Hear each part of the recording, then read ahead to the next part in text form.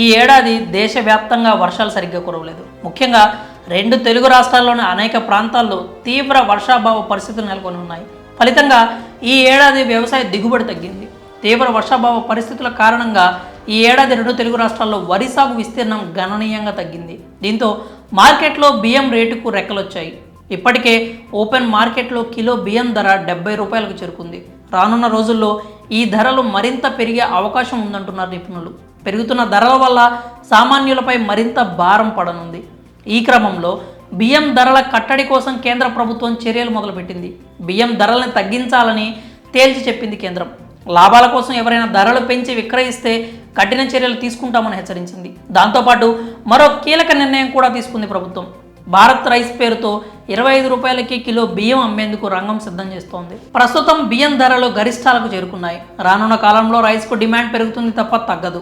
అప్పుడు ధరలు మరింత పెరిగే అవకాశం ఉంది అంటున్నారు నిపుణులు. నివేదికల ప్రకారం చూసుకుంటే ఏడాది కాలంలోనే బియ్యం ధరలు 15% మేర పెరిగి 15 ఏళ్ల రికార్డును బద్దలు కొట్టే స్థాయిలో నమోదయ్యాయి. సెప్టెంబర్, అక్టోబర్ నెలల్లో రైస్ ధర కాస్త అదుపులోనే ఉన్నప్పటికీ నవంబర్ నుంచి పెరుగుతూ వస్తున్నాయి.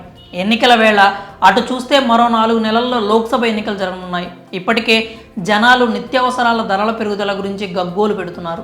దీనికి తోడు బియ్యం ధరలు కూడా పెరగడం మోదీ సర్కారుకు సమస్యగా మారనుంది. వీటన్నింటినీ దృష్టిలో పెట్టుకుని కేంద్ర ప్రభుత్వం కిలో 25 రూపాయలకు డిస్కౌంట్ ధరకే బియ్యం అందించేందుకు గాను రెడీ అవుతోంది. దీనిలో భాగంగానే భారత్ రైస్ను తీసుకొచ్చేందుకు సన్నద్ధమవుతోంది.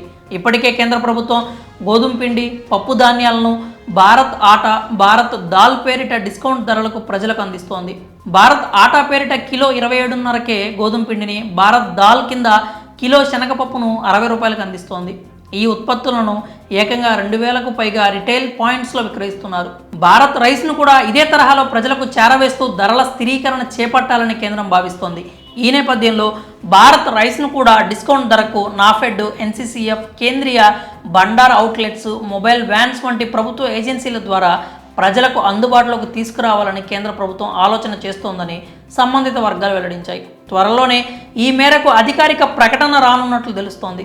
ఇప్పటికే ఆహార ధాన్యాల ధరలను స్థిరీకరించడానికి ప్రభుత్వం అనేక చర్యలు తీసుకుంది. దీనిలో భాగంగా బాస్మతీయేతర బియ్యం ఎగుమతులపై నిషేధం విధించింది. మరోవైపు ఫుడ్ కార్పొరేషన్ ఆఫ్ ఇండియా సైతం దేశీయ మార్కెట్లో బియ్యం లభ్యతను మెరుగుపరిచేందుకు ఓపెన్ మార్కెట్ సేల్స్ స్కీమ్ కింద రైస్ను ఆఫర్ చేస్తోంది. ఆకలి తెచ్చుకోవాలంటే అన్నం ఒక్కటి ఉన్నా చాలు. అలాంటిది బియ్యం ధరలే భారీగా పెరిగితే అది సామాన్యుల తలకు మించిన భారం అవుతోంది. దీన్ని దృష్టిలో పెట్టుకునే కేంద్రం భారత్ రైస్ను తీసుకురానుంది.